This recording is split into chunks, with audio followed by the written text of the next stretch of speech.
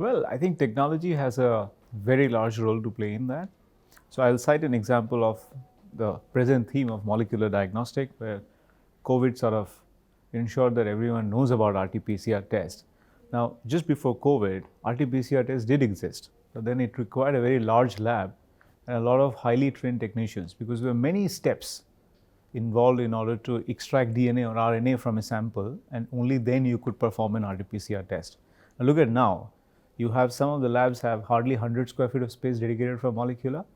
Now that truncating the lab into 100 square feet of space, bringing a technician who basically does some basic job as per the SOP protocols, ensures that the training requirements are less, number of steps are less, wastage is less, human error is less infrastructure is required, less power is consumed.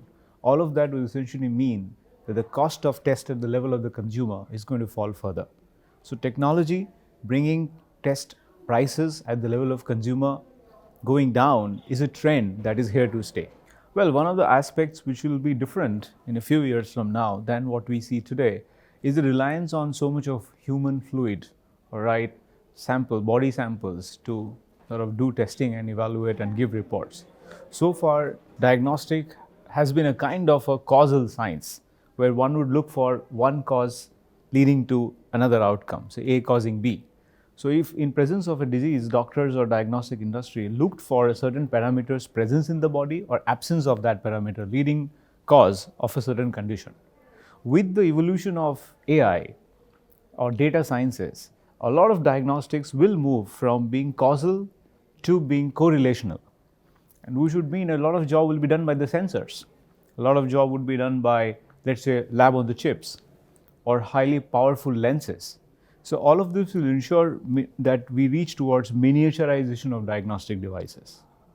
And those are going to be the future labs, where you might be able to walk into a center and get maybe 70 or 80% of your parameters tested without really giving samples.